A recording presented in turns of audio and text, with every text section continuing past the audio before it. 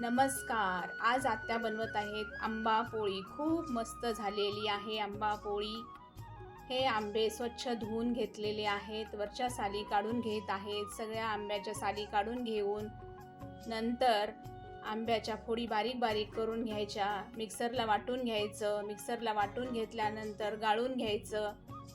असं सगळं गाळून घ्यायचं. वरच्या गुठळ्या राहणार नाहीत त्याच्यामध्ये. एका कढईमध्ये तो रस सगळा टाकून शिजवून घ्यायचा. 2 चमचे साखर टाकून शिजवून घ्यायचा. एका ताटाला तूप लावून ठेवायचं. असं घट्टसर शिजल्यानंतर ते ताटामध्ये ओतून घ्यायचं. 2-3 दिवस उन्हामध्ये वाळवायचं.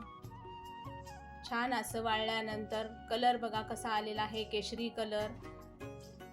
मस्त अशी आंबा पोळी तयार झालेली आहे. छान आंबा पोळी कशी निघत आहे बघा. त्याच्यावर ड्रायफ्रूट्स टाकून त्याची गोल गोल गुंडाळी करून घ्यायची. छान अशी गुंडाळी करून घ्यायची. छोटे छोटे काप करून घ्यायचे असे मस्त. आत्यांना अशी वेगवेगळी रेसिपी करायला खूप आवडती. खूप छान वाटतं त्यांना. बघा कशी छान झालेली आहे.